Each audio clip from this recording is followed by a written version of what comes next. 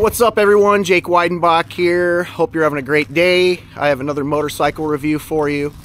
And I want to let you know that during my time reviewing motorcycles and cars, I've learned not to become a spec sheet warrior. And what I mean by that is there's a lot of people that read the specs on a car or a motorcycle and they think they know exactly what that vehicle is all about. Now the specs can give you an idea, but they generally don't tell the whole tale. There's a lot more to a moving machine than just horsepower and torque and all that. And the bike I rode the last few days is definitely one of those machines. It's definitely more than the sum of its parts. And I came away from riding this bike quite impressed.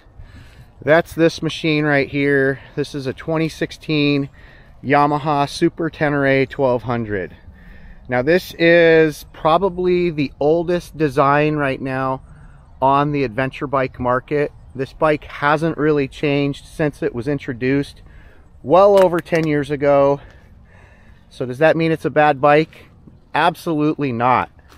This is kind of like a 357 Revolver.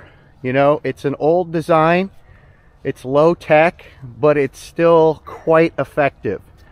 This bike is really nice to ride down the highway. It's great on the street, and it's a big heavy bike, but it's actually pretty competent on a gravel road. Now, I didn't really take it beyond that. I didn't want to potentially have to pick this bike up, so I didn't take it into, you know, like 2-track or anything like that.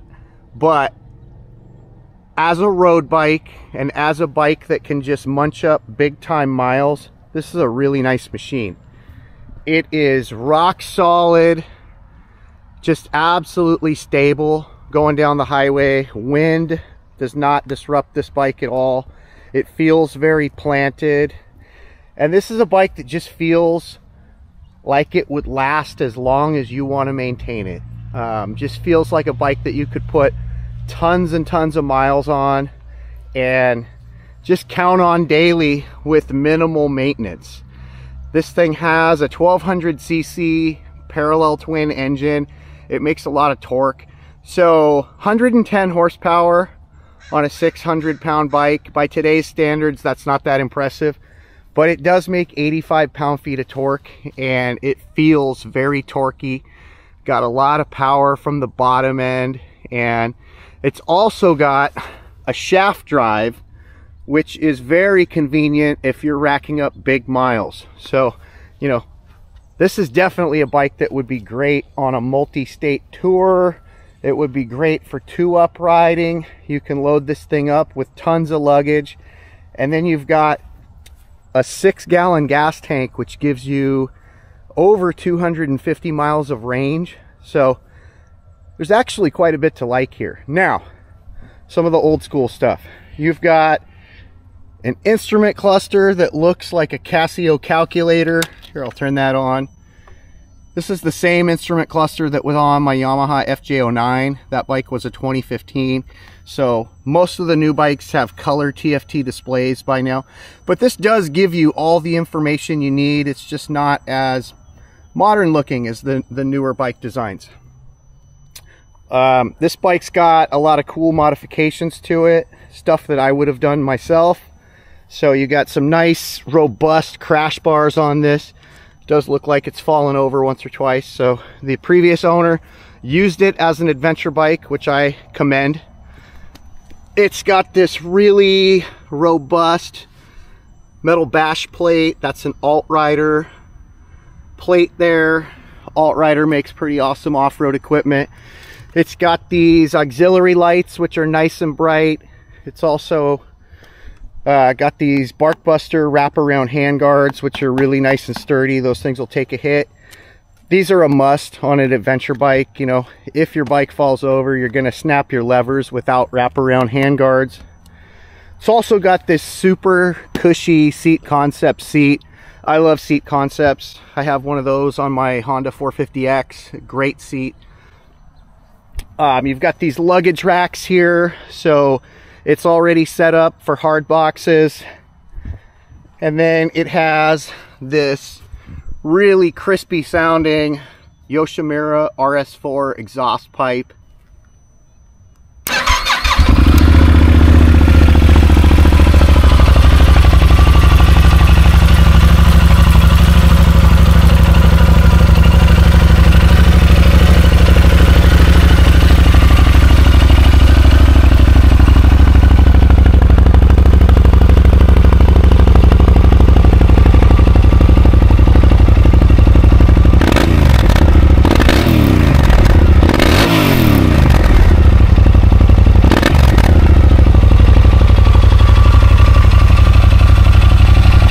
So all of the mods done to this bike are right in line with what I would have done to this bike.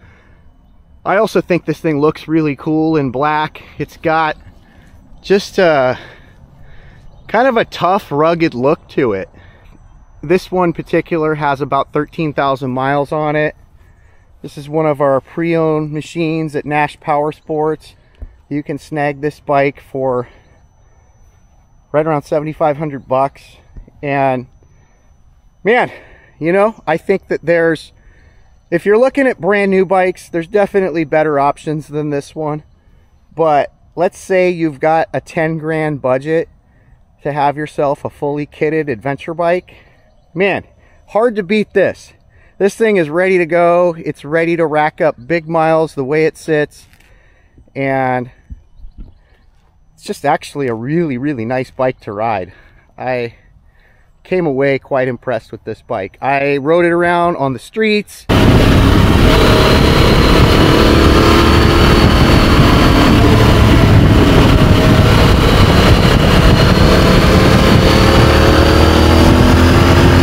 I had extended time on the highway. I took it off-road on a couple different sections of gravel fire roads.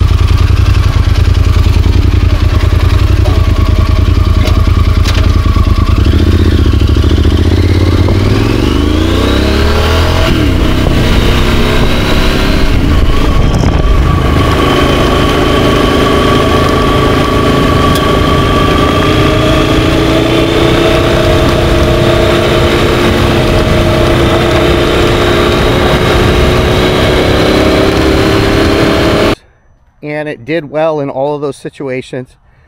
You know, there is no denying though, this is a big heavy bike. If you look at just how wide it is, between your knees, this is a wide bike. And you know, the newer designs have gotten slimmer and lighter, and that's where this bike, you know, does seem a little bit long in the tooth. But if you're a bigger, taller guy, you're gonna feel right at home on this thing. And if you're somebody that's used to riding like a Harley, this is gonna feel like a featherweight. So I really think this is a great value. This is a bike that I enjoyed quite a bit more than I thought I would. So I would love to show you this bike in person. This is one of the awesome pre-owned units we have available at Nash Power Sports. Hit me up. Have a great day.